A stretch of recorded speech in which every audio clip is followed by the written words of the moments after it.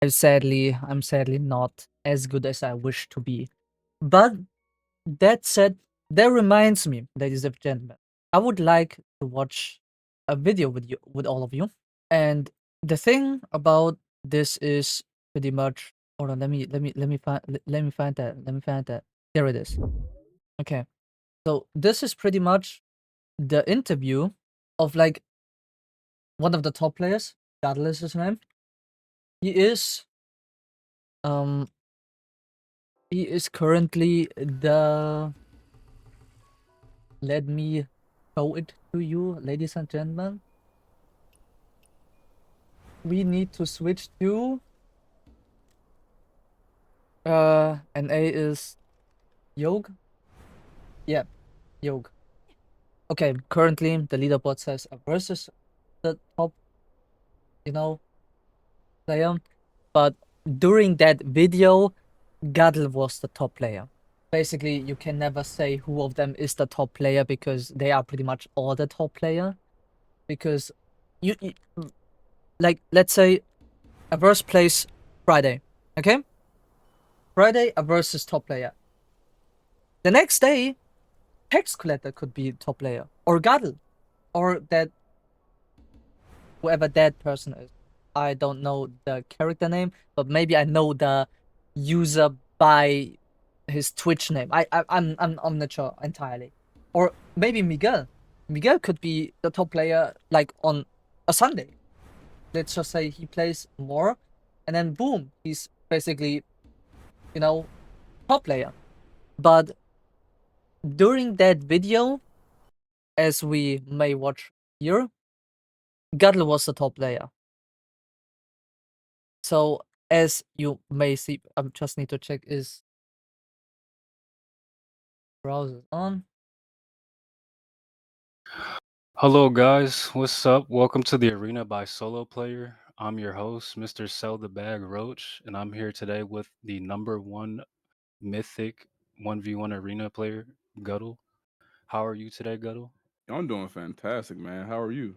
See, that was during the time, or I don't know if that is like during the last season where Guddle was the top player, but I think that wasn't the case because no, it's not the case because he has his female character, and in the last season he played Stratsword, and Stratsword is better on male character, so he switched, I think, to female. I'm not entirely sure if it was because of the gauntlets or if he just wanted to be, as he claimed, quote unquote, a baddie.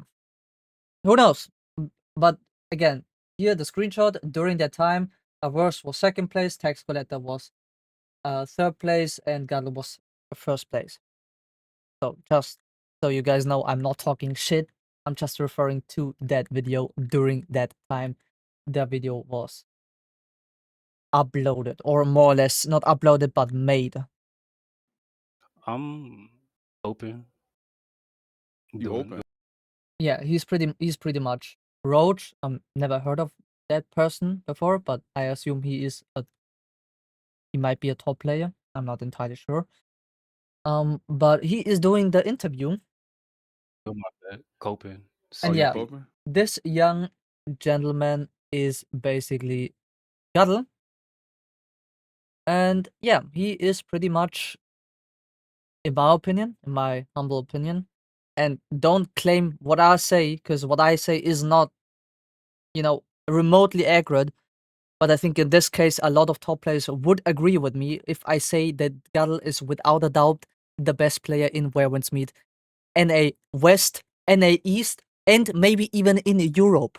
Maybe even in Europe, he would be the best if the ping wouldn't suck so bad.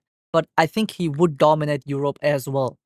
So he's good for all I can say. All right. I feel that. I Yeah. understand that. Yeah, yeah. Hell yeah. Before we get into these questions, real quick, what do you think about the new bamboo? What is it? Bamboo kite? Yeah. What are your thoughts and opinions on that weapon and how it changes the 1v1 arena? But the thing about this weapon is the weapon is incredibly strong in the right hands. I think what differentiates this between this and like Tang Dao release, I know there's entirely different variations of weapons, but Tang Dao, you can pick up and play it. You can't just pick up and play gauntlets, right? You got to play this incredibly reactionary. You got to always be pressing buttons. You got to have a quite high APM to even make this build work. Kind of like Guddle will explain later what EPM means, so just stick with that phrasing a little bit. Some of you might already know, but again, he will explain it. So, but getting back to what he said, I agree with him. Gauntlets is, in my opinion, one of the first weapons that they require high skill in order to pull out high reward. Like you're not like Tang Dao is a low skill, high reward weapon. Why? You don't need to have any sort of skill. The combos are pretty much self-explanatory and pretty much the damage is disgusting. Like you don't need to be good. You just need to land that one combo. And landing that one combo, the majority of the time, is very easy. Gauntlets, on the other hand, have barely any damage. I mean, you saw the damage I was doing in PvP, right? Like the damage sometimes does not even reach 1,000. Sometimes it's beneath 1,000. That is bad damage. But the reason why gauntlets are so good is because they have a good stun. Most of the combos, if you do fully light, there is a little frame where they can get out.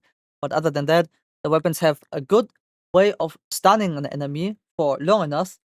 And there is even an endless combo pretty much that you can do where the player can not get out, but that combo isn't self-explanatory. You have to figure that either out or see it from someone else. I figured that out by chance, but it's not self-explanatory. These combos aren't. Same with the Drunken Poet fighting style. Two heavies, Drunken Poet. Two heavies, Drunken Poet. Two heavies, Drunken Poet. That is not self-explanatory. You have to figure that shit out. So the thing is, knowing that, it feels much more rewarding when winning matches with gauntlets. Yeah. So I 100% agree with Guddle on this one. react to everything your opponent is doing. This is, by the way, something we can little bit check.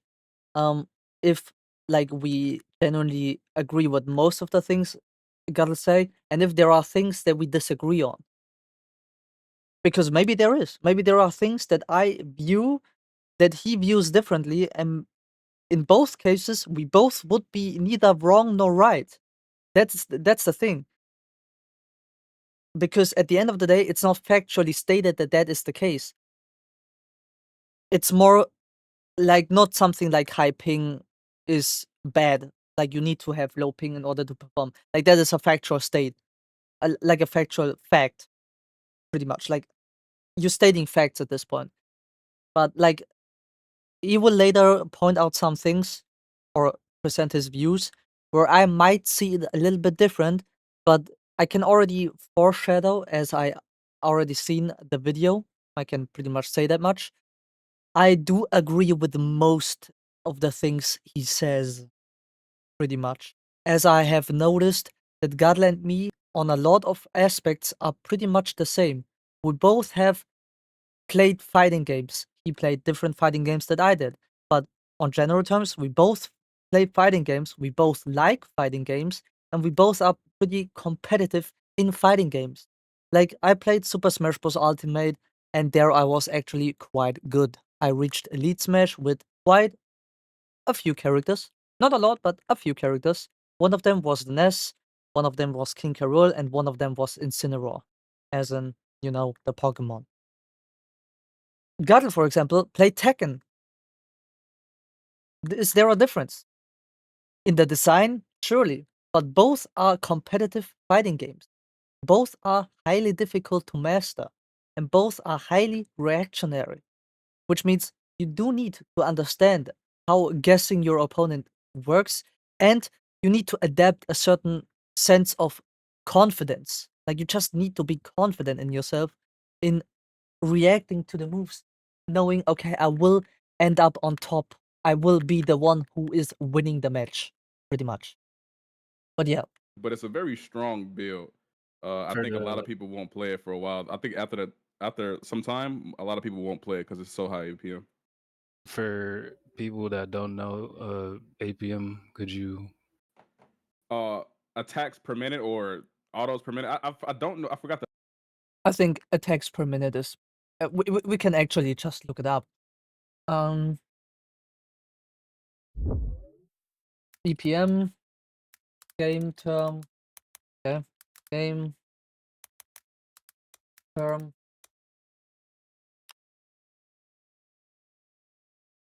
Okay, effective actions per minute. Effectively, that one is pretty much not included. Like, otherwise it would be EAPM, but that sounds stupid. So they pretty much. So it's pretty much that effective actions per minute. And yeah, as he explains it, it's pretty much the attacks per minute. Like in Werewolf's Meat case, it pretty much explains the amount of attacks that you can do per minute. Like, how much attacks can I do in 1 minute? For example, a tank can do less attacks in a minute than gauntlets would do. Fan Brother might do less attacks per minute than gauntlets. But Fan Brother, on the other hand, deals a lot more damage than gauntlets do. Like, you need to pair gauntlets with something else. Kinda have to.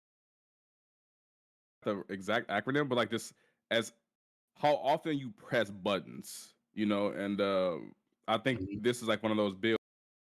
Pretty. It's really vaguely said, but I think the core essence of this explanation is accurate. It does exactly that. In Wyvern's Meat terms, it essentially just measures how many button inputs you can do per minute. As in, button inputs would be the action that you do, the effective action that you do, pretty much. It's kind of similar. Well, I play it similar to Twin Blades. I don't be Right. like you got to always be in somebody's mouth, right? I don't want nobody to breathe when they fight me. You know what I'm Mhm. saying? So He says it pretty funny, but that's essentially the playstyle. Gauntlets are an aggressive weapon. The way I play it, you might say you play the weapons wrong, and you might be right with that, but at the same time, I'm just more patient. I don't want to say God isn't patient. Don't. On God, kill me if I ever meant that. May God strike me down with a lightning strike right now. If I mean that by heart. No, Guddle is not impatient, by all means. But Guddle simply prefers to be aggressive.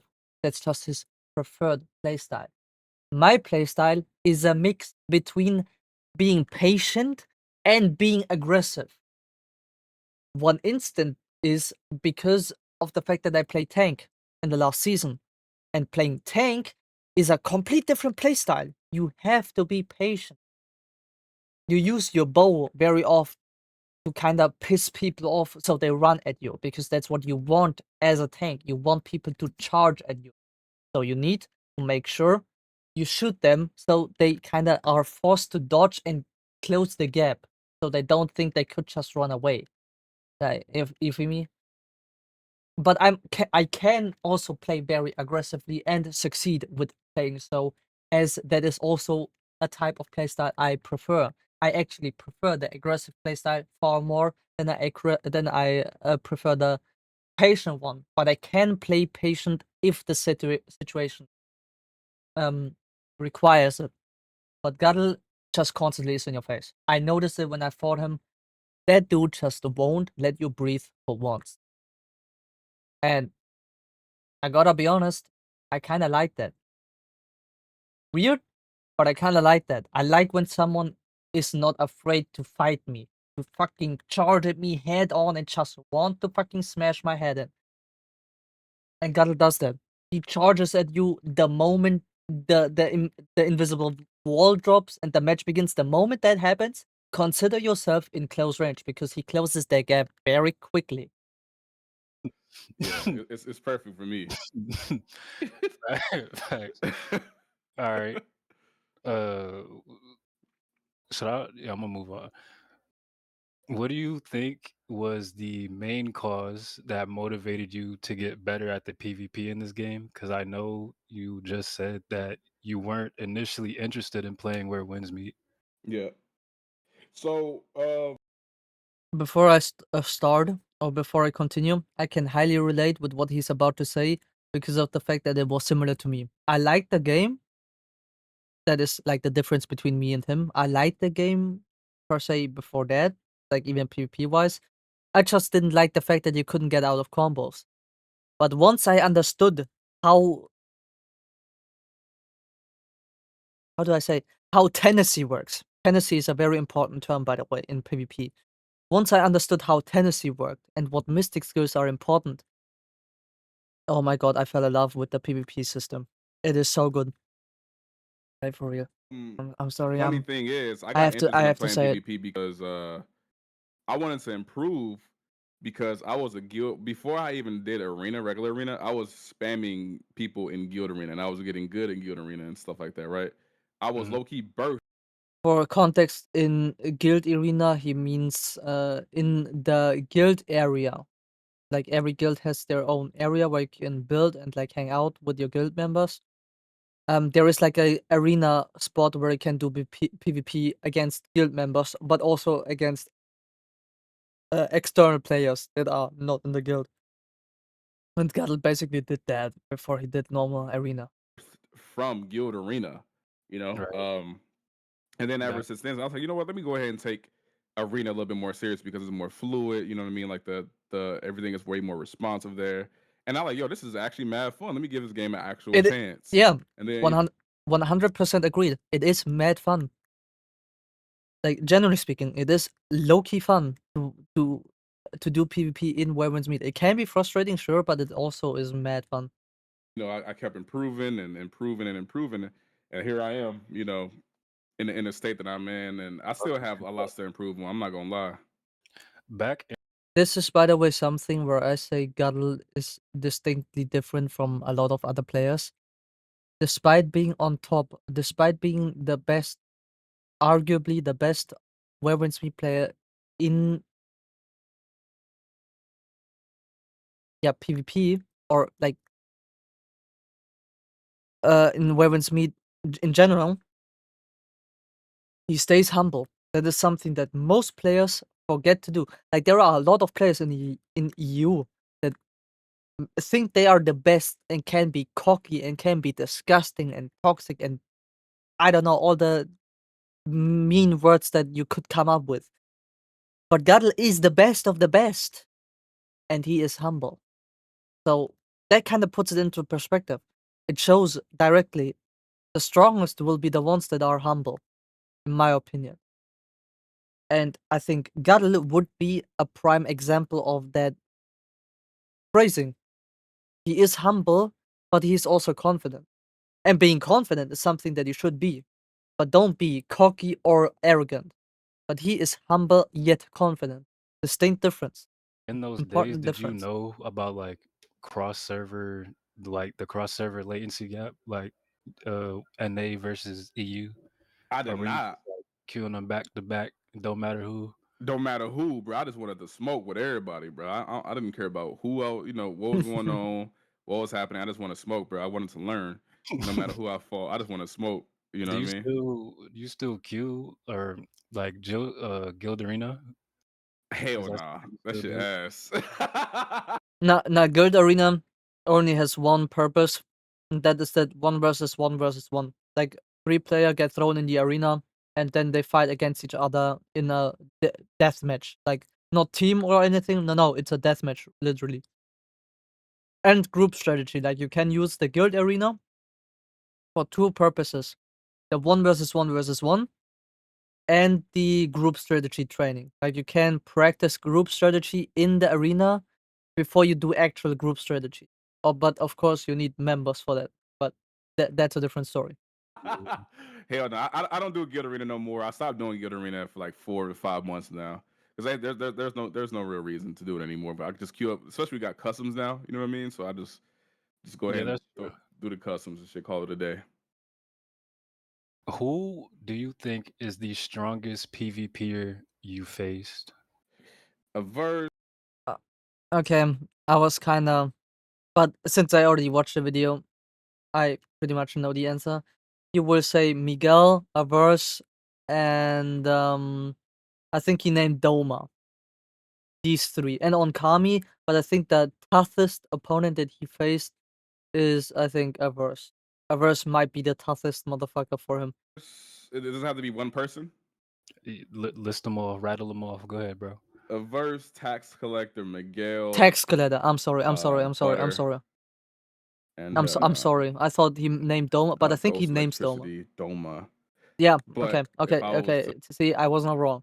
He named Doma, but like the hardest person for me to fight currently at this current time is between Miguel and Averse. Spec- and that must mean something. Because of course, some might say, yeah, Averse is obvious pick, but Miguel, he usually gets outshined by Guddle or by Averse, or yeah, on Kami, I'm not so sure. But like Guddle and Averse are like very strong players, and they usually outshine other players. But you should not forget that other players are still good. They're just not as good as they are. And Miguel might just, especially, I think gauntlets might just be the weapons for Miguel. I think Miguel's weapons are gauntlets. If he is smart, he better stays on gauntlets. If he is smart, if he's stupid, he will change builds. But if he's smart, he will stay on gauntlets. Specifically talk- on God. Because honestly speaking, I think gauntlets might by far be the weapon where he performs the best in. And that knowing that he played Nameless Spear and Strategic Sword. But I think he's even better with gauntlets. Is. Yeah, because I taught Miguel everything he needs. You know what I'm saying? He's my student, so I taught him I taught him everything that he needs to know. You know what I'm saying? So like he plays like his father, and then Right. he plays just like me, trying to like copy me, and I appreciate that. He's a good son, and you know, so now he's hard to fight for me. But Averse is just really really good too. Averse is really good, very reactionary as well. Same Mhm. for Tax Collector as well. So those are the top three players that give me a hard time. So the usual Sinister Six. I actually like The Miguel as Sinister Six. I like Miguel as a fighter because I've seen him do it with Serene and without Serene. He'll just like half court from balls deep. Yeah. Miguel is like the type of player who throws in a random ass moves that you would not expect, even if you think he's trying to outsmart you. No, he's not outsmarting you. He's just doing that by random, and he somehow catches you with it because you cannot expect it. It's like he's running on autopilot, and it somehow works out, like a properly configured car that runs on autopilot, and it just fucking works. Talent strike, empty talent strike, and then the shit will hit. Yeah, he Like, played like a YN. You know what I'm saying? I always say, when I fight Miguel, you gotta always like be on the lookout for his random ass nonsense because like he always gonna do some shit random as hell, no thinking, but it works because he ain't thinking. So how the hell can you predict somebody how who can ain't you thinking about predict that? shit? You know what I I'm fuck saying? with. Yeah, but it works though. It works for him. He got like a nice little. He got a nice flow chart to him. You know. Mhm. But yeah, it catches me off guard. But if I'm really locked in tournament mode, Guddle, I don't think he can random. You can't random me out. I'm gonna be on the lookout for any fucking thing. You know what I'm saying? Okay, okay. On Yeah, any. that's something that is also that has to be addressed. If you look at top PvP players, don't expect them to fight that all the time. They have two playstyles: the normal top player playstyle, and they have the tournament top player playstyle. Important thing, because some players are play very differently in tournaments than they play in normal arena. Anything. What would you say? That reminds me, what would my playstyle be if I were in a tournament? Would I have a different playstyle? Probably. I'm not entirely sure, but I think I would probably have a slightly different. I'm either more aggressive or more passive. But I don't think I would be exactly the same that I am currently. Like I wouldn't be in between, like in the middle, like aggressive and passive at the same time, like mixing those in. No, I think I would more direct into one of these two narratives, either more aggressive or more passive. But I never was in a tournament, and I'm not sure if I ever will be in a tournament.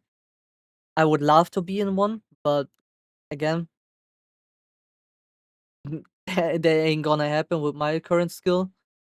Uh, so yeah, and also I'm not bringing any views, so it does not make sense to like include me at all. Say is one habit that instantly separates a low rank from a high rank player. Yo, you got some really good questions. I just want to say that, man, you are fantastic with the questions. W interviewer. I You didn't said write what? That is, by the way, something you should know about Guddle. Guddle is a lovey-dovey person.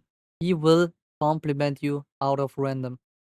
He will call you baby, Pookie, or whatever, and you will not expect it because you might not get used to it, or you are not used to it by someone just randomly calling you that.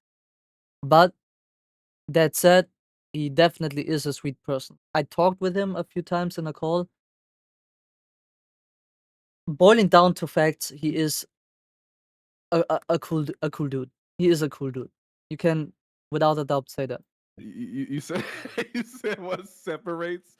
Same as, by the way, with all the other top players. Like I talked with Tommy, aka Tax Collector. I talked with Doma. I talked with Lucho, that you guys might know, might not know. I'm not entirely sure, but hey, who am I to like ask that? They are all kind of sweet. Like they are all lovely people, and they act exactly the way they are acting in a call with you. Then they will act on stream. Like they almost act exactly the way they're acting in a call, which is surprising because most of the time people have like a kind of on-stream personality and an off-stream personality, which is both their personalities, but it kind of splits itself. But they kind of it doesn't have much difference. Maybe a little bit more active on stream than off stream. Like they have moments where they are more quiet off stream, but on stream they will always pretty much talking or like doing things because entertainment, pretty much entertainment. High level players from low level players. Yes, sir. So what separates them is purely just. This might sound wrong or whatever, but like low key, bro, what separates people is just like being gifted or not. Like some people are gifted. And there is something. I mean, I think he will kind of elaborate, and I think in that sense, because I don't have the entire interview in mind right now, but I watched it fully, so I'm vaguely remember a few spots that were kind of important to me. They meant a lot to me because he spoke literally out of my heart, pretty much. But there is one point where I would kind of disagree because for me, talent. But I think I know Gadel meant it probably the same way that I understand it. But for me, talent will never outshine hard work. Never. You need to do something with that talent. If you have a talent and you play, but be like, yeah, I'm just playing casual despite having the talent, you will never be as good as someone that puts in the hard work. But a talented player who realizes his potential and who puts in the hard work to embrace his talent to the fullest potential cannot be beaten by anyone.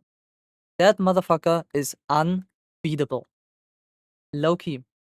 That player is unbeatable. Who is gifted at that and who embraces that gift to the point of extreme hard work and dedication and devotion that you literally cannot do anything. That is the ultimate performer, pretty much. But I think that is what Gattel meant. I may have just misunderstood that in a way. But I don't think that someone who's talented but is neglecting his talent will outshine someone who is putting in the hard work to get better. Like you will not outperform someone. That is just not going to happen. But someone who embraces his talent and who does something with it and puts in the work, he might not need to put in as much work as like the one who is not gifted, but you must put in the hard work in order to like gain something out of it. Otherwise, that ain't gonna happen. Gifted, some people are not. Now, obviously, you can learn. Obviously, you Mhm. can learn, like matchup. You can have matchup knowledge, but that would never make you a good player. I think what makes you a good player is obviously consistent training and stuff like that. But even if you consistently train, that don't mean you're gonna eventually become a top player. I think it's just because you have to be gifted, right? You have to know how to react to certain things. You gotta know how to option select. You gotta know how to like react in certain situations and shit like that. Mhm. I always say that, bro, because it's like I play fighting games, so like going straight into fighting games into this, you know what I'm saying? Like you just got to know how to make the right decisions like almost at all times. Like So it's like an instinct kind of. exactly, it comes with it. You know what I mean? So if it doesn't come with it for you and you want to get better at the game, it's kind of hard for you to improve. All the top players But important what he said. It is hard, not impossible. Distinct difference. A lot of players would say it's impossible, but that's wrong. Guddle specifically says it's hard. But just because it's hard doesn't mean you shouldn't do it, right? Just keep on going. Do what you wanna do. And do what you love. Pretty much. I mean, that's pretty much all there is. have good option selects. They make good decisions. You know what I'm saying? Now, I would never say that a low level player can never, ever be a top player, Right. but they have to put in a lot of work for it. They got to Mhm. vibe, they got to study. See, that's what I mean. Like he kind of corrects it at the end, but the first statement, pretty much, is where I would disagree. I would word it differently so it's better understood. But that's the purpose of an interview. You always have the chance to explain, and that's why now kind of is obsolete that I disagree with the first original phrasing. But I agree with him on that. That, of course, in a sense, you could still become a top player, but it will be much harder for you. You will have to put much more effort in it. In contrast to someone who is naturally gifted, who has these instincts, this primal. I'm calling it primal because in a way it is. It's like it's like a survival instinct. You just have it. It's not something you develop. You either have it or you don't. And either you embrace it or you neglect it. And there are people who neglect their talents and become pretty much weak. Sorry, but I consider them weak. If you don't embrace your talent, what's there to, you know? And then there are people who embrace that talent and try to make it work. You know, you feel me? It's kind of dead. They got to, you know what I mean? Like assistance, anything they need, they got to always be grinding. You heard him. It's his talent. Die and reincarnate. Maybe you can be top. You got to be gifted in real life and you'll be gifted in a game. You know what I mean? It What just, it about comes with it. oh, PC specs and latency? How big of a how much do you think those factor in? That factor in a lot. Like ping, I Especially have like a game. 5 to It's sadly very much the case. Ping dictates how fast your combos and your moves appear, like how fast they are executed.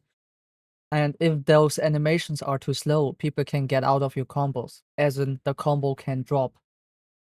So your combos can drop because you mess something up or fall into pressure, or your combos can drop because the ping is the issue. I have 4, sometimes 3 to 5 ping, right? That plays a huge part. I also have a 5080 and I have like around 300 FPS Yeah, on nice. average in game. That Fucking plays a Bill huge part Gates. for that plays a huge part for how fast you can attack, how fast your animations are, and things like that. If you have like a dog shit That PC, getting reminds like me. 60 We can showcase this one. High ping, brother. High ping versus low ping. How the fuck did I write high ping? High ping versus low ping. Where wins meet? There you go. We have a player with bad See, ping versus another player with GeForce Now. this is native ping and this is GeForce Now. As in, GFN. That's the short term, as you may have heard. GFN basically dictates or can help improve your ping, which then correlates directly to your combos. As you can see, aka GFN. I've been told that it's probably just as you can see, which is unfortunately um, like as you can see, those combos are much faster executed than as you can see, it's slower, and due to it being slower, it can result in people getting out of their combo. So yes, ping sadly matters a lot. I don't have GFN and I will not play on GFN because for me it simply doesn't matter. Like I tested it, low-key, I tested it, and of course if I were to play Women's Meat, kinda would, need to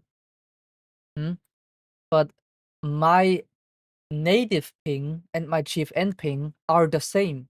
I would get the same result out of it. So for me, GFN is useless, as in I will have the same ping. For other people, that is not the case. They might get a better ping out of it, so they will naturally be probably forced into using GFN. FPS in there. But yeah, that's pretty much what he's correlating, and he will further elaborate on that. You have like 20 ping, motherfuckers gonna see what you're doing a mile away. You know what I'm saying? So you won't be able to get shit started. You do Yeah. need to have a very fantastic like not very up high end PC, but you want to be consistent, like 180 to 200 FPS minimum. Right? Yeah. So You low kind of settings. answered it already about the mechanics and game knowledge. What do you think wins more fights, mechanics or game knowledge? That's for example something where I 100% agree with Guddle, because game mechanics will always outperform game knowledge. Mechanics, because if you can, let's say, like I have, to this day I have no idea how to fight against your build, Roach, at all. But Because none I, of them. Go ahead, bro. I'm about but to all get I in my feelings. but all I do is just try to react to. The only thing I can't react to in your build is the rope dart where you spin around in a circle and do ballerina shit. Other than You that, don't even know which. That's how crazy that. You don't know whether or not that's the Q or the that's the fucking R. W. Your R variant. Your R. I Okay, can react to your okay, Q. okay, Like okay. I don't know how You to might know fight. some. You You know might what know I'm saying? some. Like I have no idea how to fight against your build, but I just know what I can react to and what I can't react to.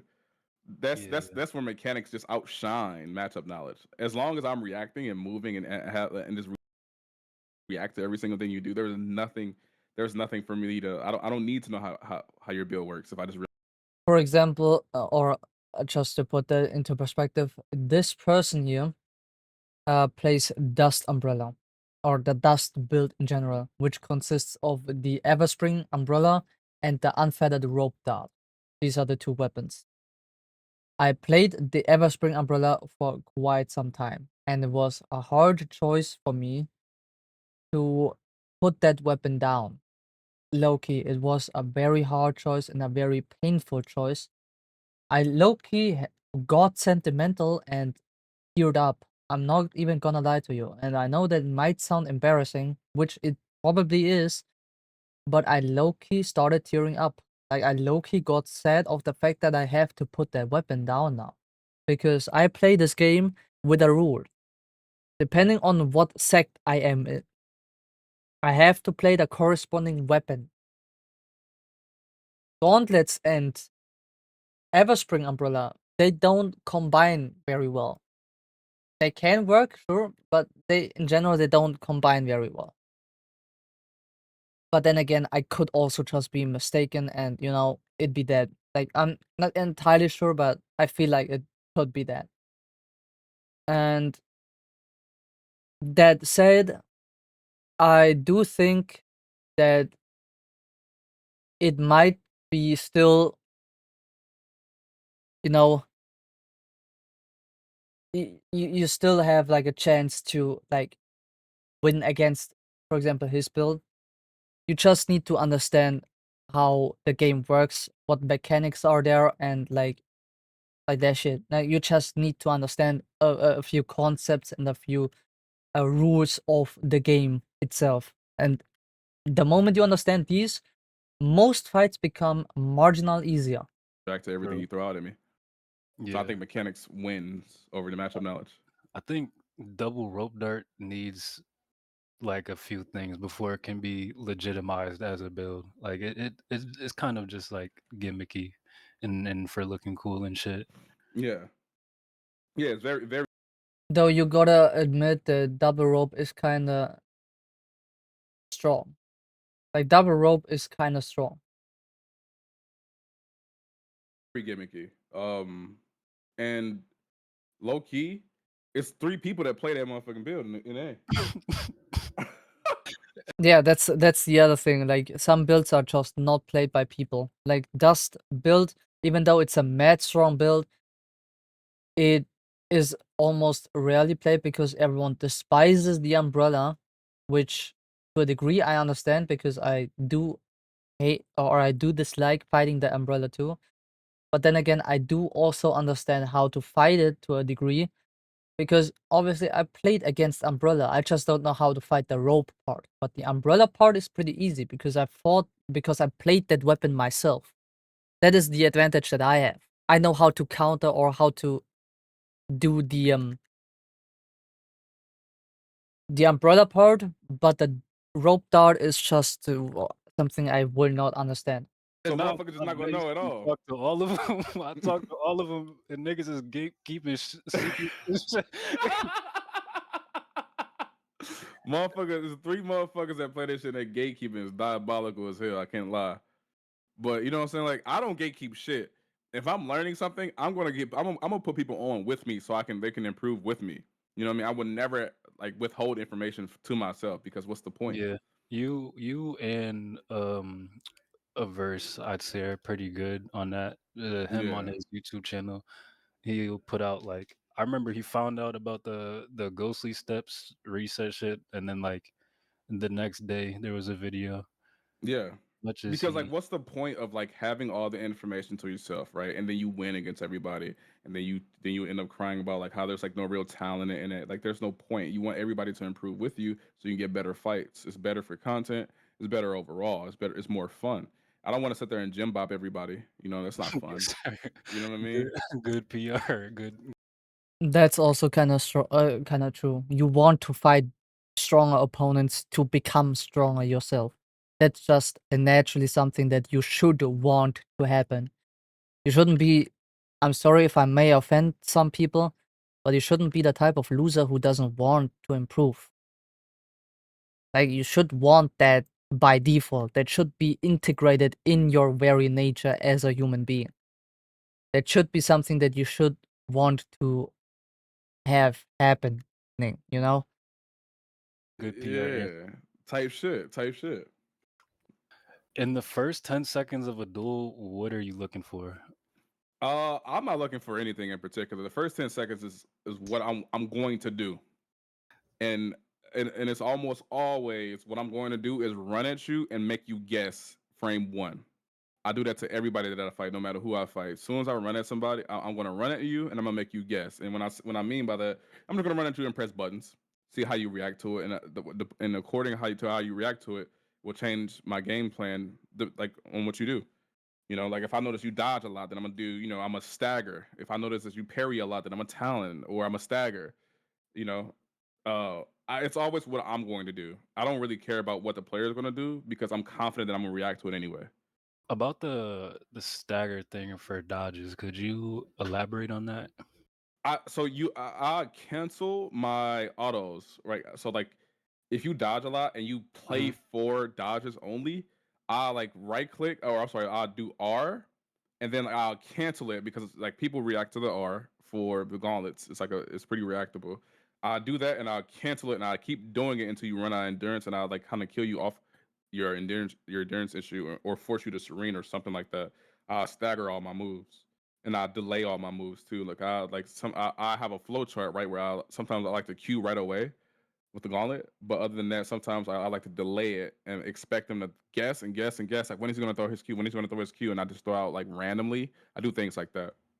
Do you think the quote unquote recovery frames between dodges are as punishable as they should be in this game? Fuck no, you can't punish anything really in this game besides a nameless spear stun. I think nothing in this game is really truly punishable because you can parry cancel out of everything, which is I think not good design. Right. In my honest opinion, I think if you do Parry cancel was, by the way, a very disgusting thing, or is a very disgusting thing for Nameless, because it makes the weapon even faster. And considering how disgusting the DPS on Nameless is, yeah, we can kind of all guess where that leads to. Like Nameless does not need to be that strong, especially now that the weapon kind of has a true combo. It does not need that shit anymore. a skill, you should never be able to parry cancel out of it. You shouldn't like if you do a very if you do a skill like special skill from gauntlets where you just punch the air a bunch of times, I think you shouldn't be able to cancel out of that at all because you need to take risk in this game. I think the whole point of this, like of games like this, I think the whole point is to take risk, high reward. Parry Mhm. canceling out of stuff should not be a thing. I think that this game should have more punish besides Nameless Spear being like the only true punish in the entire game for some reason. That's the first time I've heard that, and I'm trying not to get emotional. I'm happy you said that. I'm really that lets me know. Have you ever played Mortal Kombat? I did. I played Mortal Kombat X. I was a That leather Okay, he played Mortal Kombat. I thought he said Tekken. My bad on that regard, but maybe Guddle did play Tekken as well. We never know. Maybe he did. But yeah, Mortal Kombat was what he said. Like he's playing more those type of fighting games. I played different fighting games, as in I played mm, Super Smash Bros. Brawl, Super Smash Bros. Wii U. I played Super Smash Bros. Ultimate. I played Brawlhalla. I played. It's not a PvP game per se, but I played Elden Ring because Elden Ring has a PvP. You know, section. I guess you could call it the Colosseum and thing. I did PvP in Elden Ring. I did PvP in Dark Souls 3, more precisely. And now I'm doing PvP in Wyvern's Meat. So you can kind of figure that I'm more that type of PvP player. But you kind of get the gist of it. If you're not good at the game, it will show itself. And if you're not gifted, it also will show itself. Uh, you know, so that was a section where I could relate with Guddle a lot. face lets me name. know that you're like a real like you actually like fighting games. That's your shit. Yeah, bro. Like you have to take risks. What's the point of playing a fighting game if you're not taking no risk? You know what I Mhm. mean? Like it just makes it boring. You know, like let me punish something. Like you can't. You can just dodge perma. You can just parry perma in this game, and like there's like no risk. You can just do it, and Right. there's nothing I can do about it besides like me risking myself and talent striking you. What if you? But like, what if you react to talent strike? Then it's Oh, like, that's okay, what the fuck's the point? the worst feeling when you get the scratch and you let that talon go and hit Yeah, nothing but air, and yeah, now and that you need animation to long as fully. hell.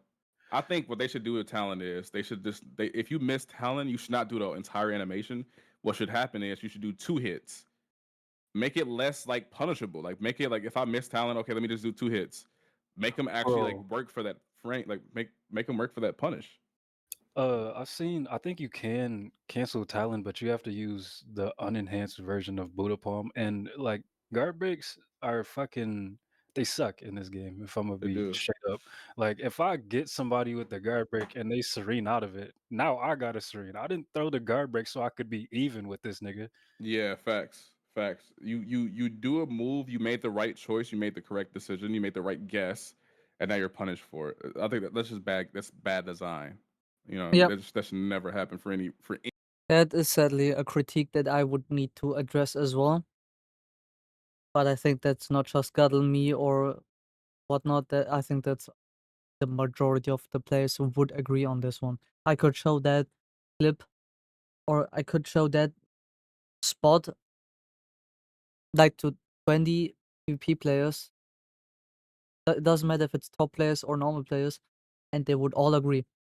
simply because it really is a bad design in that sense.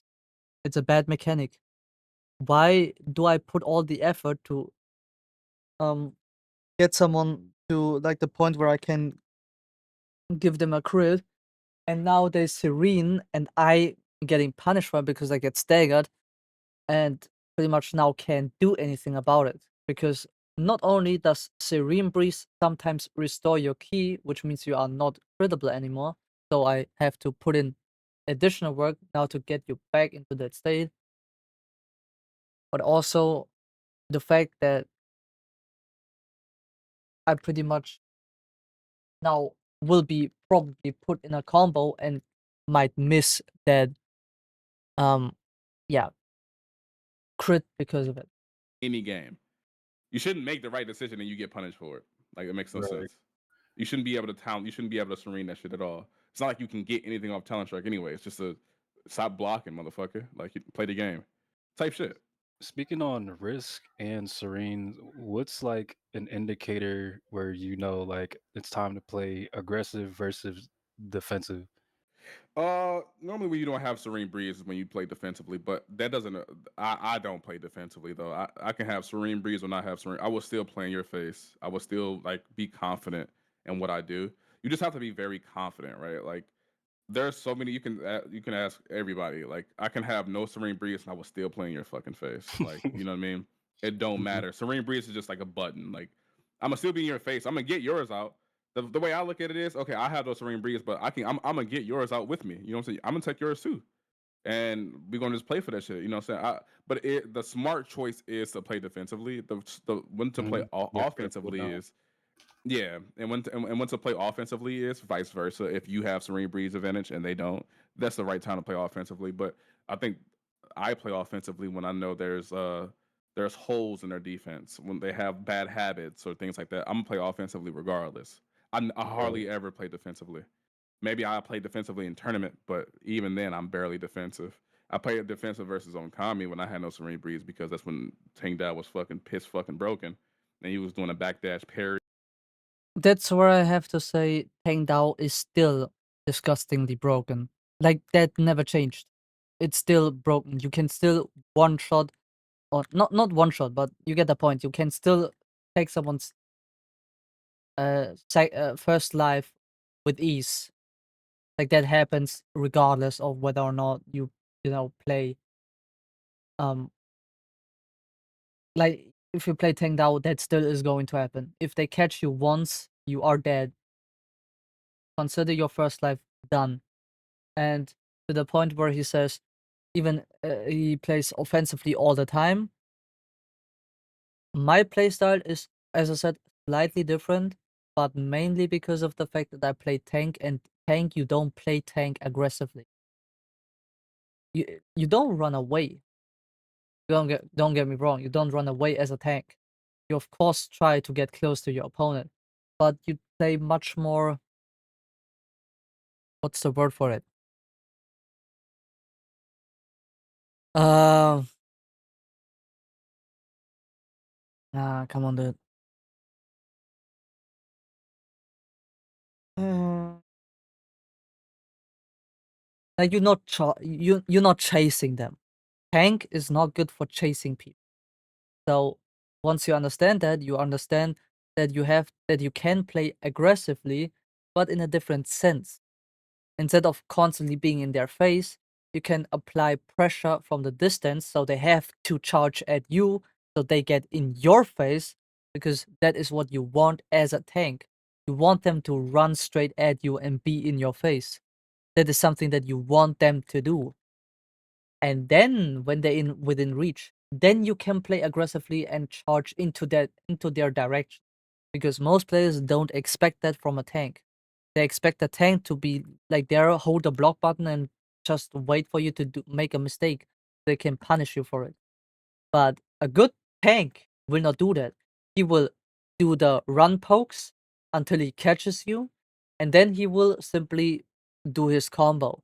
And the thing with tank is, even if he's Serene Breeze, he will most likely not be staggered because it's a tank.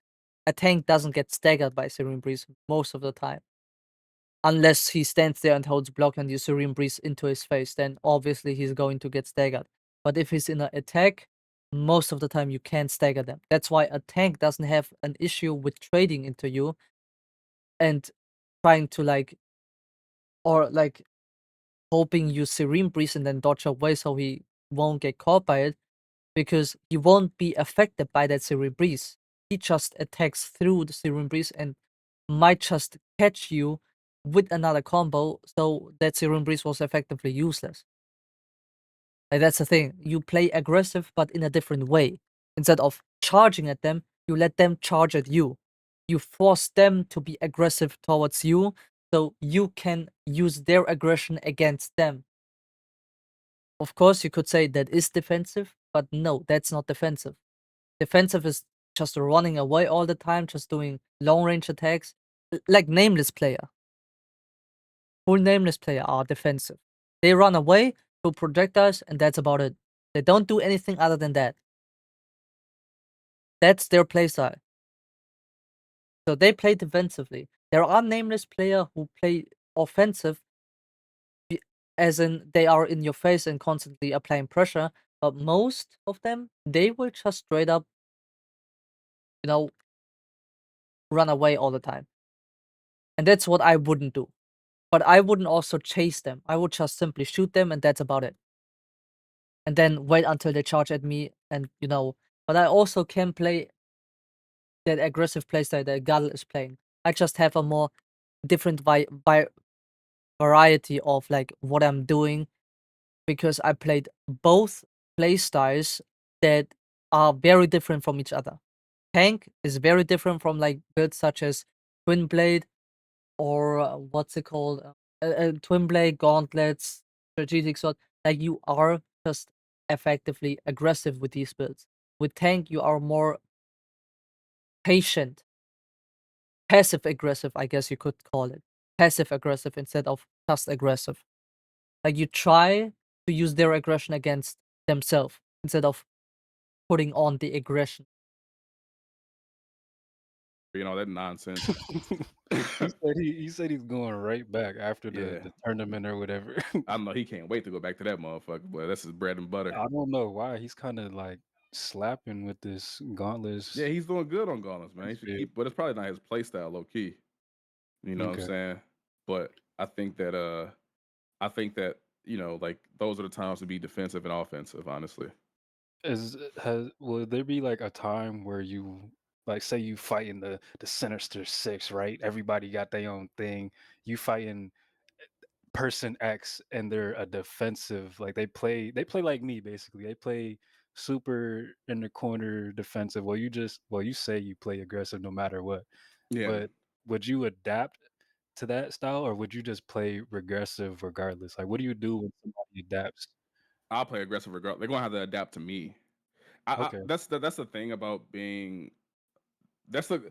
I think that's another thing that separates top players from low level players, is that you don't want to be I forgot the terminology, but you don't want to adapt to, you never want to adapt to whatever that person wants to do.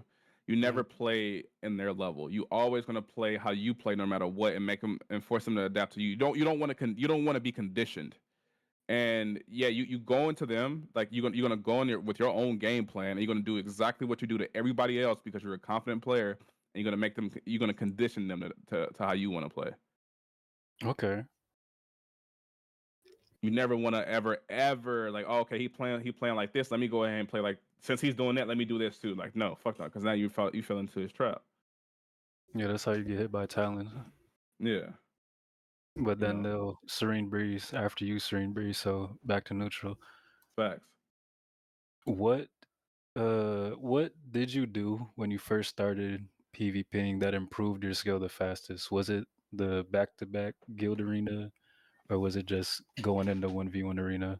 Getting my ass whipped by top level players on cooldown, and then like going back into the VOD and like, damn, or going back into the clips like, damn, I could have did this better. I could have did this better. I could have did this better. Yeah, good arena helped a little bit with my reactions and stuff like that, but it's an entirely different game plan and different timings for arena. I think getting your ass. To put terms simple, he's basically saying, don't be afraid to make clips, even if in those clips you look weak. because you can still learn from those clips, and you always will start somewhere. So you kind of that's just how it be. You will be slept on at some point, or like that will happen. Like you will be styled on by a lot of players, but don't be afraid to clip those moments, watch them, and try to analyze the shit. I sadly didn't do that just yet. Um, which I probably should, because it's very much important.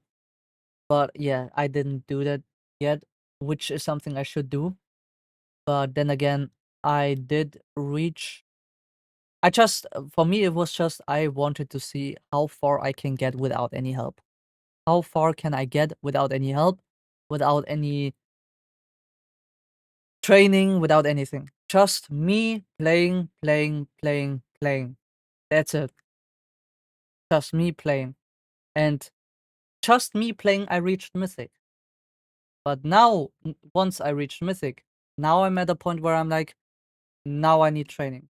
Now I need top players to like actually show me the limitations, the thing, basically the secret formula, I guess you could call it. Even though there is no secret formula, but you get the point. Like you essentially just, mm, you just have to fight now the best of the best in order to improve. And I'm already telling you, even though I only had one match, one only match against Guddle and one only match against Doma, that shit already helped. And I also had one only match against Tempest, and that match also helped a lot. Now when I fought players in Legend 3, you saw me running through those opponents like nothing. Like most of them got styled on by me. And most of them played builds that are disgustingly strong in terms of damage. So once I got caught, I pretty much lost my first life and got put into second life. So I had to play very good in order to outperform these builds. But it didn't feel pressuring at all because I started to like adapt not to them but to myself. I started to understand how to properly do the movements with the gauntlets, to abuse the perfect dodge, and to make the best out of the combos. And even though the weapons don't do a lot of damage, they are still strong enough to put you into second life if done correctly. And especially if you hit that charged attack, it is, regardless of whether or not it's a strong attack or not, it is still going to rip damage. I still do sometimes 10 to 12k damage, and that is a damage that you don't miss out on. You don't neglect that damage. I mean, sure, you could put out more damage with probably the Drunken Poet Gauntlet style, but then again, you can also just combine these two and pretty much double the damage even more. Like that shit works. I pretty much have done it already, and it is it is even more effective than it is to like, oh, not effective. It's not effective. It's less effective than the playstyle that Guddle does, but it is more high rewarding and it is more difficult to play because landing that charged attack is surprisingly difficult. The only consistent way of landing that attack is by using the martial art and canceling out once you do the bird attack that pull you into the towards yourself. When you cancel that and then immediately start charging and releasing, you might hit him consistently. But other than that, you might just not hit that charge attack. So yes, the playstyle is more difficult. Beat, and then like looking back at him, like, damn, I could have did this better. I could have did that better. Helps out a lot. You have to get your ass beat to do anything, bro. I ain't gonna lie. Hmm. Now, what would you say are the As I would call it, God doesn't pull his strongest soldiers through the toughest battles because he hates them, but because he understands that you are the strongest of the strongest. That is why God puts you through those challenges. And you should adapt that same playstyle or that same mentality as well. Put yourself through those challenges, not because you hate yourself, but because you want to improve. If you want to improve, you have to do that kind of. Like, you have to fucking get your ass mopped the floor with. That has to happen. Conditions for improving after, like, from getting your ass beat, because you can just get your ass beat like hours straight, not improve, not learn nothing, lose 130 elo, go from 49th to 92nd. Say that one more time. What should a person do to learn from their losses, basically? Like, what is the Uh, best way? I think a best way to learn from your losses is to, if you know you're about to fight a top level player, and you go back, and after you lose, you go back into like whatever little clip that you made, go back and watch and be like, oh, he does this. Okay, I should be doing that. Oh, he plays neutral like this. I should be doing that. Why am I getting caught here? How am I not reacting to that? And then you see on the clip like, oh, okay, that move comes out quite quickly. I should be on the lookout for that. And then you have it in your head, next time I fight somebody or next time somebody has that build, I can look out for this because it's X amount, it's this fast or whatever. It gives you options to look out for. You know what I mean? If you get caught by the same thing over and over again, like, oh, okay, like, why am I getting caught by this so many damn times? Like, I got to be on the lookout for this too. Am I ass? Like, when I was doing it, I was like, damn, I'm ass. Why am I getting hit by this? Why am I getting hit by that? I'm ass.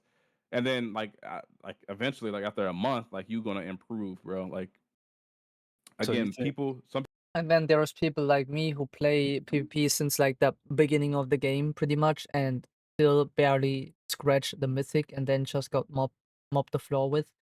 Like I'm usually below 1,000 elo. So yeah, mm, yeah, that's pretty much it.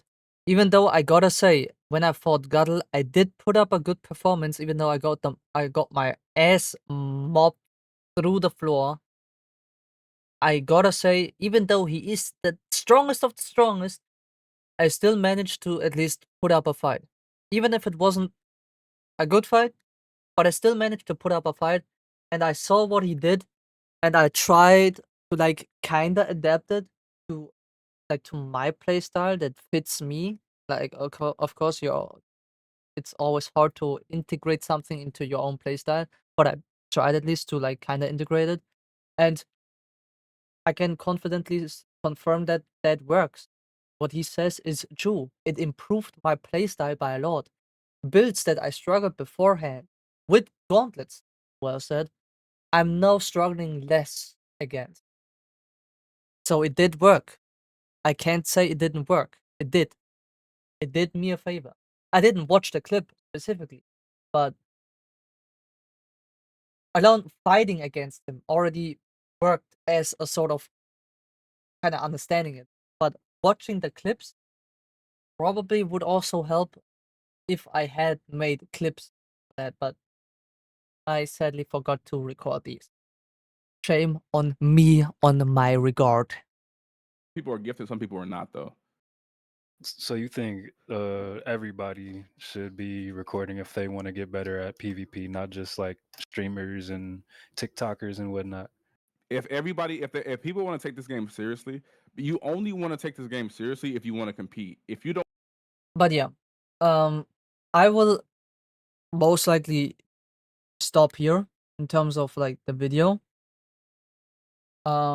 Since this is a very long interview, but I can, if I make a video out of it, I will link the full interview in the description so people who watch that interview and my description pretty much, or like my agreements and disagreements and explanations and shit. Um, so you guys can watch that on your own first, and then like pretty much, because I will now just kind of skip through the interview, as there are things that I would like to like address. So we almost managed half of it. So now I'm just skipping a little bit through. as a player mechanically, Can't improve anymore? hell no. So My bad. We do. No, you good. This don't really apply to you though. What do you do when you feel like you've hit a wall in improvement? Like when you do you ever feel like you stagnate, like you can't improve anymore? Hell no. Hell no. I always feel like I can improve on something. And people might look at me like I'm crazy, like, oh, what the fuck you gonna improve on? But nah, you feel like you always can improve on. You Yeah. No, of, I mean, of course, it depends. You have some days where there is like a certain mood, I suppose, where you deep down know that you could still improve and there is still room for improvement and you feel like you could still improve, like physically in a sense or like mentally in a sense, but something is kind of holding you back right now. But generally speaking, you kind of always should have that feeling based off the knowledge that you can always improve because you can always improve. There is not really something where you say you're stagnating in a sense, like where stagnation happens. The only stagnation that really happens when you pretty much just, yes, stop doing it completely. Then I guess, yeah, you could say you stagnated or like completely stopped working. But as long as you keep doing it, you pretty much can't stagnate. can always improve on something, bro. There's something like you No can look at cap. the I feel like and once you like there's a like after playing X build for so long, like you kind of like how much more can you improve on this build? some builds stagnate you, not the player. Like for example, I think Tangdao Stormbreaker would not make you improve as a player mechanically. I So think people Agreed. should be playing different builds. I think people playing different builds, playing harder builds, like, and I'm not trying to be biased, but Strike Sword Nameless Spirit was a pretty hard build to play and to master. Not to play, but to be high level. That build's pretty hard, bro. You know what I mean? Like Mhm. the combos drop. Yeah, the timings are different. You know what I mean? You got to make your shit tight, like a whole bunch of things. I think a build like yours, no offense to yours, Roach. I think double rope dart would never. It's impossible to improve it mechanically if you play that build. Yeah. So I think you would need to play a build that's like more hyper focused, more reaction focused, that help you. Uh, Now, obviously, you can do that with double rope, right? You can, oh, let me just react better, right? With this, sure, but like it will Yeah, not help but you mechanically because you just stand still pretty much the entire yeah, game. I agree with you. You can't really do nothing after you've used up your resources. Like, there's no light chains. There's no like the only combos are from the queue. Yeah. Like, it's not really like a build. But the Like, thing is, people also might say like, well, I can't switch builds because X ping, and that's when like I would refer GFN, right? Like, all right, well, if you want to compete, Okay, that section I will kind of skip because of the fact that pretty much GFN is PC only first and foremost, and it is also GeForce limited as far as I know. Like you need to have a GeForce in it. If you don't have a GeForce, I think GFN doesn't work, or at least doesn't work properly. I think you do need a GFN, like a GeForce related graphic card or like component in your computer. So I'm gonna skip that part. I know it's gonna have input delay, right? But that's your only shot to Virginia. with the the rumor that the game is dying and stuff. Well, this game is not getting no new players. But is it dying? Well, the PVE scene is not dying. The competitive scene is dying though. The competitive scene is people got sick of the ping.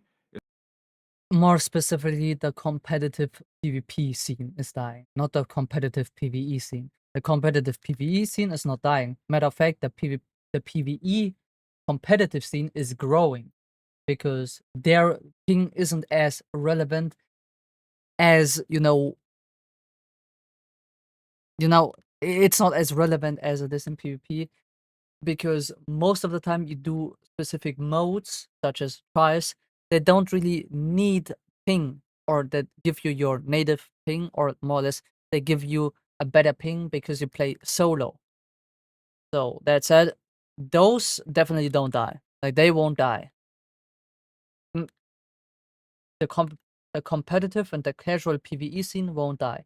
The competitive PvP scene, yes, is sadly dying, and the casual PvP scene, I don't know. I think the casual PvP scene is growing, but again, the competitive PvP players won't meet the casual PvP player because they sometimes won't even reach Mythic. Like some of them would just be stuck at Grandmaster or Legend, and that's about it. It's not alive like how I used to. A lot of players quit. I think it's not getting any more players for PvP scene because there's no like imagine like a new player, you got to get all tier 6 interways. It takes mad long, and then like Yep. you know what I mean, like that. It's just it's not feasible. Everybody in arena already has full tier 6 interways and all this other nonsense. You will not do a lot of damage. You know what I mean. You are at a huge disadvantage, and it discourages new players, right? So I think that the game is for the PvP scene is dying at a not at a rapid pace, but is dying quite slowly, and I can't see that improving anytime soon. I think it's going to be a point where we see the same 100 people, Yeah. Do and you that's think it. how good do you think the devs are with like responding to the community voice? Bad, bad. I think they only listen to. I don't know. Like I think the devs I know they care, right? They don't care. But Yeah, they put to put it simply, the devs that do, we have to address that. That is something that is sadly very widespread on the internet. The devs do care. The thing is just they can't keep up the work with all the bullshit that is requested. I'm not saying bullshit in a sense that the stuff that is said is bullshit, but like a lot of bugs are happening in the game. And I think the devs are just incapable of keeping up with that shit. That's all there is to it. They can't keep up, and they made several mistakes in the past where they released specific content for a specific time, even though they did not intend to do that. As in the gauntlets. The gauntlets were available in the last season, but they weren't supposed to be available because of a bug that happened, which is the devs to be blamed. But regardless, I think that just has something to do with the devs being under a lot of pressure because of a lot of bugs that they have to fix. And the Whirlwind's Meat team might not be as big as we expect them to be.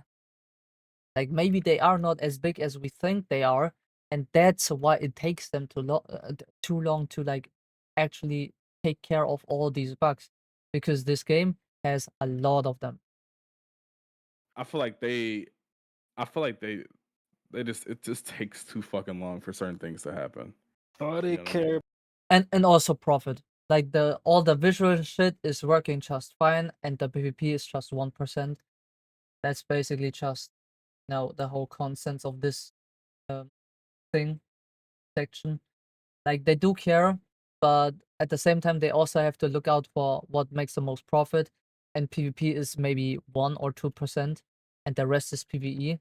And the PvE stuff is working more or less just fine, and the cosmetics also are just working fine the way they are most of the time, of course. The only bugs that are happening with with like visual outfits and shit is through PvP. So same topic again. Why should they fix that if the game is running in general properly, but only the PvP is like kind of, dead or just there and doesn't or shouldn't get much attention pretty much. But the PvP is probably the most fun part of the game, for me at least. For a lot of other players, probably not, but for me, the PvP part of this game is the biggest part as to why I can still enjoy this game despite it being sometimes boring as hell. There's no new players coming in. I don't even know why we didn't get no new Mystic skills yet. I thought a new Mystic skill was gonna come out when Gauntlet's released. We didn't. Yeah. We're up to date, almost damn near with China. Like I think we're one patch behind China for PvP updates, and we don't even have no new. They got like 3 lose. You can still. Yeah, that's also something that I don't understand in terms of mystic skills. We should have at least 1 or 2 new mystic skills, and we just don't have them. The fuck you mean? Yeah, I don't even know why we didn't. some nasty shit. You cue again. Oh, it's a verse. The verse hits you with some nasty shit again, and now he's in like your Twitch comments talking super crazy. Like, Uh, are you queuing again? yeah, I mean that never happened for What anybody. would you say for a person like how do they make the most of that training session?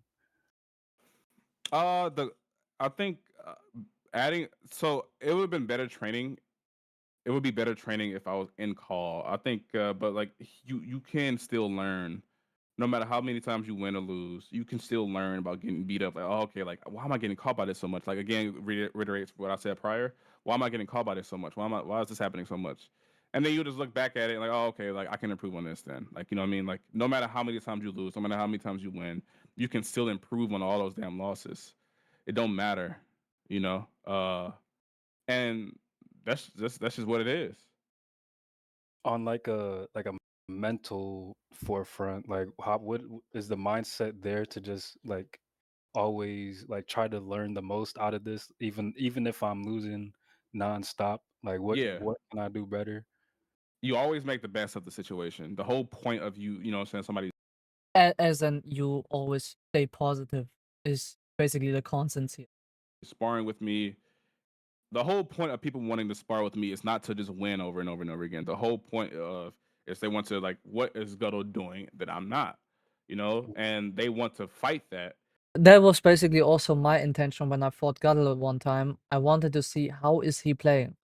Like, how does it feel to face someone like Guddle and, actually be forced to either adapt or either force him to adapt to you.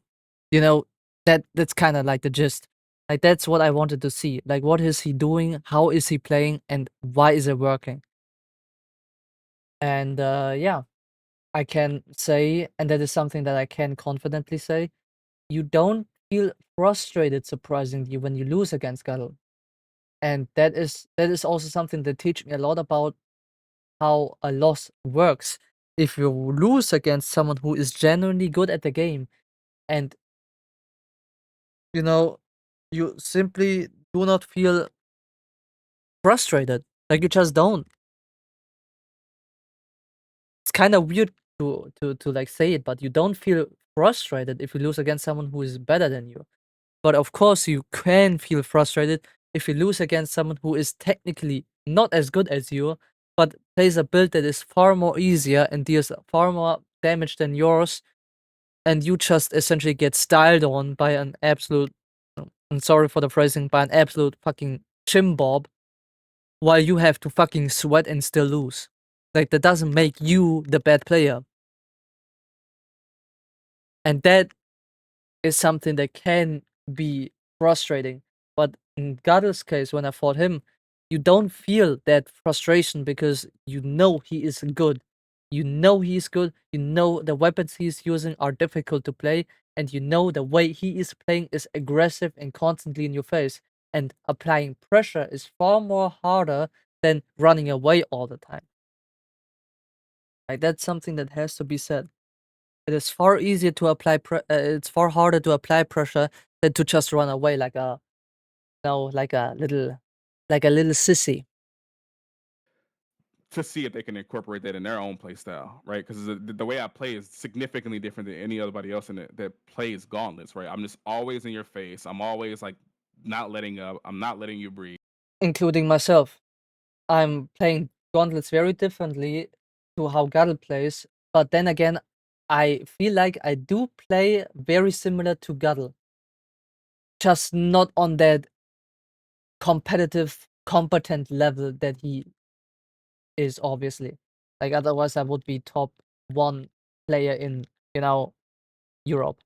Like, without a doubt, I would crush every single person in this game if I were on the same level than Guddle. Because that is something that I do understand now that I actually fought top NA players, they might actually be better than Euro players. I can't say that for certain because the average Mythic player in NA is bad or is worse at the game than the average EU player. But looking at the top players, that role might be reversed. That rule might be reversed, and the top NA players are better than the top EU players.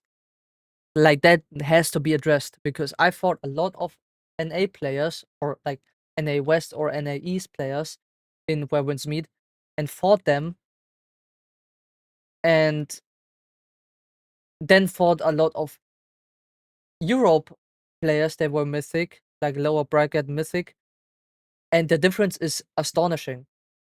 Like, the NA players are just far worse at the game than the EU players.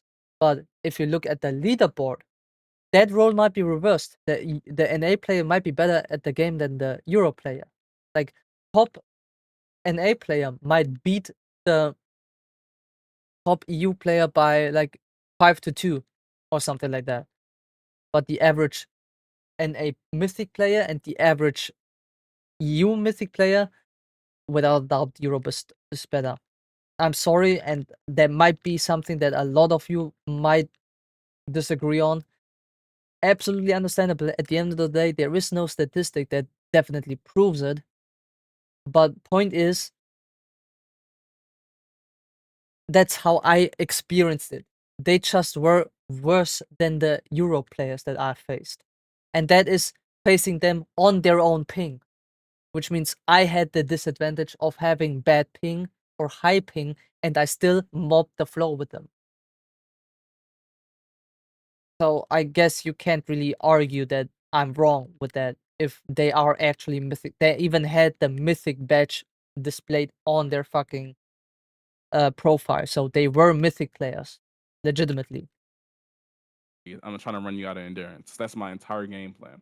And people want to fight that to see how they can either fight against it or incorporate it. You know, it's either or, you know? And that's the whole point of the spars that we, you know what I'm saying, all the top players do. The whole point of it is to either let me know how to fight against you or let me incorporate it.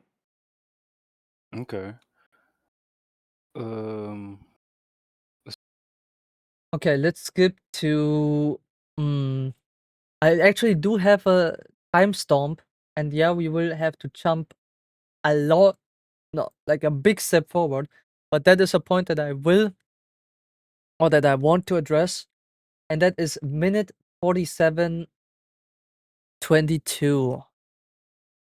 This one. I know we're doing a big jump right now, but as I said, for all the YouTube people, if I will upload that to YouTube, the interview is in the description, so you can check out the whole interview and just watch it for yourself before you watch my video and like do the thing. But yeah, any important mechanics the game doesn't really explain hold on. Let's go a little bit back. You know what I mean? That makes no sense. But that's like, games and go apply that advice. yes. Are there any important mechanics the game doesn't really explain that players should know? Example, can't block poet when you're on fire. Or that Mm, strat bleed burst. there's a lot of different mechanics like strap bleed burst, like the blood burst. I don't know how it is now, but like when you have 3 stacks, the combo will sometimes drop. You know, female variation, the DP combos will sometimes drop because reasons unknown. Um, fuck, like there's I can't think of. I know there's way more, but shit. Desync sometimes if you do a skill to where like you kind of like jump in the air and they're near a wall, you can sometimes get TP'd back in the middle of the map and it can destroys momentum. Okay, that's for example something I have noticed too. Like, there were moments in PvP matches where an opponent suddenly was on the other side of the map, and both him and me were pretty confused. But I started to understand that it always happens near a wall. I don't know if they have figured that out yet, but I did figure it out. So now when that happens, I'm not as much confused. I will still, you know, sometimes act a little bit confused because I'm like, okay, that came out of nowhere. But I immediately understand, oh yeah, we are close to a wall. Okay, never mind. Um, it's way more, but yeah, the game doesn't tell you a lot of shit. What advice would you give to someone trying to reach Mythic? What advice would you give to Miguel to be more like you, basically? Uh, but the advice would just be, like, try to play like me and react better. That's what I'm saying. Like the the advice would be like you just do this better, just do this better, or just do that better. That's what it is. Miguel has all the talent. Hmm. You know what I mean? It's just that now you got. Yeah, and for all who aren't like Miguel, okay, because Guddle kind of like they use Miguel now as an example, but if you were to apply that to someone who is not necessarily known, I think if your goal is just to reach Mythic, you don't really have to like. I mean, as Guddle said, make clips of your fights that you lose, watch those clips, find out, okay, what did that person that I could do? Oh, okay, he did that. Okay, I could react this way. Okay, I try to incorporate that. Like, of course, improvement starts with analyzing yourself and analyzing matches, obviously. Um, and then practice. You need to practice. Depending on what build you play, you need to practice the combos, what possible variations there is, and if you want to mix it up with different weapons that might be very different from each other, then you need to figure out a way how they can perform with each other. Like I played Twin Blades and Everspring Umbrella, aka the Twin Blades and Dust Umbrella. Now, these two weapons don't synergize very well, and yet they have a use case or have a playstyle that works almost flawlessly and can compete with meta builds. Like that build can compete with meta builds, though it is not a meta build. And that is one use case for Twin Blade and Dust Umbrella is when you go into rage mode with the Twin Blades, most people try to jump away from you. Like they start jumping in the air, do some, I don't know, tricks and like dodging around and shit. So that your rage mode is running out before they land on the ground. What you can do with Umbrella is you can either go if they are close to you, you can either go into the drill move, like where you jump onto your umbrella and you do the drill move, because that rips them out of the air and lets them fall onto the ground, and then you just switch back to Twin Blades and continue your rage mode. Or if they somehow manage to get into the air, you throw your umbrella, because the umbrella can be thrown upwards, which results in you being caught mid-air. So instead of them being eradicated by the rage mode, now you just eradicate them via umbrella throws. And let me tell you, these umbrella throws are far more devastating than the rage mode. You much rather want to be hit with the rage mode than you want to be hit with the umbrella throws. Believe me, these motherfuckers do deal damage. Those umbrella throws cost between 8,000 and 10,000 on average against a player. So I don't have to express how overpowered that shit is. That combination. It is mad overpowered, and that is despite it being an off-meta build. That is one of the few off-meta builds, by the way, that can compete with meta builds. One of the few off-meta builds. To react like how I react. I'm That's just it. Like playing. there's like nothing for him to improve on for real, unless he plays. I love You you, know what Miguel. I'm just busting your balls. I mean? In closing, is there anything you want to say to the viewers? It can be literally anything. It could be life advice. It doesn't. Oh, and by the way, one thing that I did not mention, because Guddle didn't mention it, there is also like a few more things that I did mention in terms of game mechanic, is I see a lot of players that start PvP trying to parry Talent Strike or Yaksha Rush. What they don't understand is that those are, first and foremost, these are golden mystic skills, which means they can't be parried.